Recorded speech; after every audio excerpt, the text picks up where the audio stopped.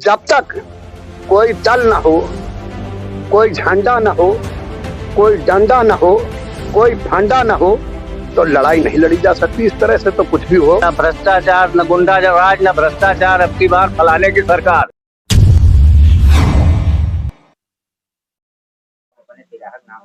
उत्तर प्रदेश में 2022 का विधानसभा चुनाव बहुत ही दिलचस्प होने वाला है और 2022 में किसकी सरकार बनेगी उसी को जानने के लिए हम आज लखनऊ से चलकर अयोध्या जनपद के रुदौली विधानसभा में पहुंचे हैं। हमारे साथ कुछ बात करने के लिए कुछ हमारे साथ दादा बैठे हुए हैं। हम जानेंगे कि 2022 में कौन मुख्यमंत्री बनेगा, किसकी सरकार बनेगी।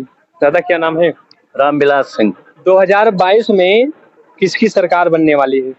देखिए, सरकार किसकी बनेगी ये तो नहीं कहा जा सकता है, लेकिन बहुत कांटे की फाइट होगी। जनता मौजूदा सरकार से खुश नहीं है, इसकी नीतियों से रीतियों से खुश नहीं है। कई समस्याएं एक पैदा कर दिए हैं, जैसे सांड की समस्या है, महंगाई की समस्या है।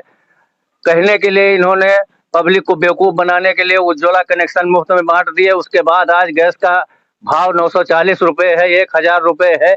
किसी की हिम्मत नहीं पड़ती है गरीब की कि उसको भरवा सके। बाराबंकी से जफराबाद तक डबल लाइन की बात हो, वो भी कांग्रेस की देन है, माननीय निर्मल खत्री जी की देन है।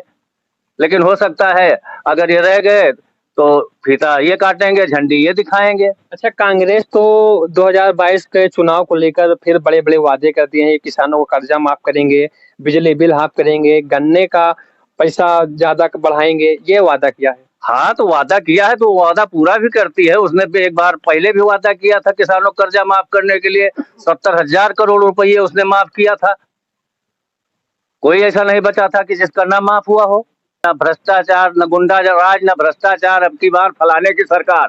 तो आप देख लीजिए, हाथरस कांड देख लीजिए, गोरखपुर में मनीष गुप्ता के साथ क्या हुआ बताइए। पुलिस वाले 12 बजे रात को रेड करके पकड़ के ले जाते हैं, वसूली के चक्कर में मार देते हैं। इस तरह के कांड हो रहे हैं। अभी यूपी के प्रयागराज में 4 दलित परिवारों की नृशंस तरीके से हत्या कर दी जाती है, जिसमें से एक 17 वर्षीय बच्ची की साथ में रेप किया जाता है। उसके बाद में 4 परिवारों की हत्या कर दी जाती है। उस पे देखा जाए तो बीजेपी में लगभग 22 से 23 विधायक हैं, 7 सांसद हैं, कई राज्य मंत्री हैं, किसी ने आवाज नहीं उठाई। जी भाई, अब वो अपनी पार्टी के खिलाफ आवाज उठा भी तो नहीं सकते हैं, लेकिन जनता तो देख रही है कि आपके राज्य में जो है कैसी सुरक्षा व्यवस्था चल रही है। आप खाली ढिंढोरा पीट रहे हैं सुरक्षा व्यवस्था का, लेकिन देखिए ये सब कांड बताते हैं आपका, मतलब आपका आईना दिखाते हैं जनता को, और उसको आपको भुगतना पड़ेगा 2022 में। इनको 2022 में इनका जो कार्यकाल था, इनको पता लग जाएगा कि ये क्या थे और क्या किए हैं। कितना जनता से मिलते जुलते थे, कितना जनता के यहाँ जाते थे, कितना जनता की सुनते थे, सब पता लग जाएगा। लोग तो कह रहे हैं कि विधायक जी सिर्फ जो है कहीं कोई हादसा हो जाता है तो सिर्फ वहाँ फोटो खिंचाने जाते हैं, बाकी कोई मदद नहीं करते हैं। हाँ, बिल्कुल सही बात है, फोटो खिंचाने पहुंच जाते हैं। तो विधायक जी का कार्यकाल आपके रुदौली विधानसभा में कहीं ना कहीं देखा जाए तो सही नहीं है। बिल्कुल नहीं सही है, वो कुछ कहने लायक है ही नहीं कि हमने रुदौली विधानसभा के विकास के लिए यह कार्य अपने कार्यकाल में किया। तो विधायक जी तो कह रहे हैं मैंने रुदौली विधानसभा में जो पिछली सरकारों ने नहीं किया वो मैंने करके दिखाया रुदौली विधानसभा में। अरे, पिछली सरकारों ने अगर किसी ने नींव बना दी है और दीवार खींच दी है तो लिंटर तो उसमें पड़ना ही पड़ना है। अब वो टाइम लगता है, दीवार बनाने में, नींव भरने में टाइम लगता है, लिंटर तो एक दिन में पड़ता है।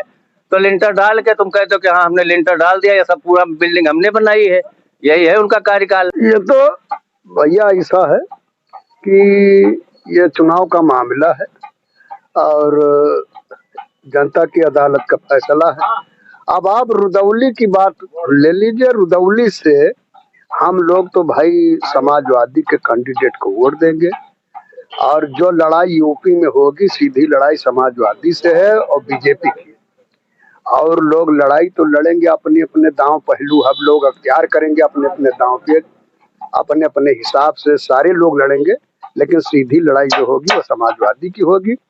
और रुदौली से एमएलए, ये हमारे इतिहास में मौजूद है कि रुदौली से तीसरी बार कोई एमएलए यहाँ नहीं हुआ है महोदय।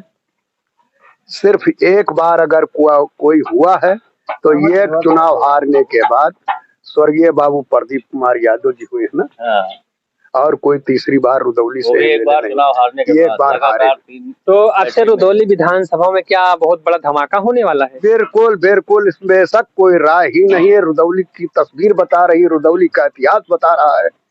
और रुदौली शरीफों की पवित्र पावन भूमि है, देवा और महादेवा की धरती है भैया। सन 52 से लेकर के पूरा इतिहास मौजूद है। सन 52 में महान जगन्नाथ साहब चुनाव जीते रहे और उसके बाद 57-62 का मुकुट बिहारी लाल जी जीते हैं। 67 में पंडित चंद्र कुमार भल्लू जी जीते हैं। 69 में ठाकुर कृष्णमंगन सिंह जीते हैं। 74 में बाबूराम सेवक जी जीते हैं। 77 में प्रदीप कुमार यादव जी जीते हैं। 80 में प्रदीप कुमार यादव जी जीते हैं। 85 में मरहूम एमएलए महबूब अहमद खां जीते हैं। 89 में प्रदीप कुमार यादव जी जीते हैं। 91 में रामदेव आचार्य जी जीते हैं।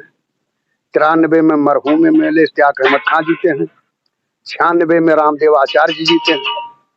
2002, 2007 जनाब अब्बास अली जैदी के नाम रहा। 2017, 2012, 2017 भैया रामचंद्र के नाम रहा। मैं उनका लंगोटिया यार हूँ, इसलिए भैया कह रहा हूँ। लेकिन उन्होंने मेरी जो काबिल तारीफ थी, मैंने उनके साथ जो किया और जो फर्ज मैंने निभाया, देखो सब लोग जानते हैं, हमारे गांव के लोग। मैंने उनके साथ बहुत कुछ किया। मेरे दिल के अंदर कोई जगह नहीं रह गई कि उनके लिए मैं क्या कहूँ, क्या शब्द बोलूं। लेकिन एक बात मैं जरूर कहूंगा महोदय कि अब चुनाव यहाँ का, रुदौली का ध्रुव बदल चुका है। अब यहाँ पर ये रोक नहीं पाएंगे कौन कीमत पर। रुदौली विधानसभा में एक समाज सेवी जी हैं जो मैदान में आ गए हैं, उनके आने से रुदौली विधानसभा में क्या प्रभाव पड़ने वाला है? नहीं नहीं, देखिए वो समाज सेवक हैं, समाज की सेवा और हिफाजत करते हैं। उनकी एक कार्यशैली है, उनका एक अपना अलग से उनका एक फ्रंटल फ्रंट है। वो समाज की सेवा करते हैं, आते हैं और जाते हैं। यदा कदा पहले भी आया करते थे, हमारे उनके पुराने साथ और संबंध हैं। लेकिन अब रहा सवाल, जब तक कोई दल न हो, कोई झंडा न हो, कोई डंडा न हो, कोई फंडा न हो, तो लड़ाई नहीं लड़ी जा सकती। इस तरह से तो कुछ भी हो मैं कह नहीं सकता हूँ। हमारे साथी हैं भाई, हम लोग वहां पर बैठते हैं पेट्रोल पंप पर। ये आएंगे तो हाँ, मौजूदा विधायक का अच्छा खासा नुकसान करेंगे, समझे, नुकसान होगा भैया।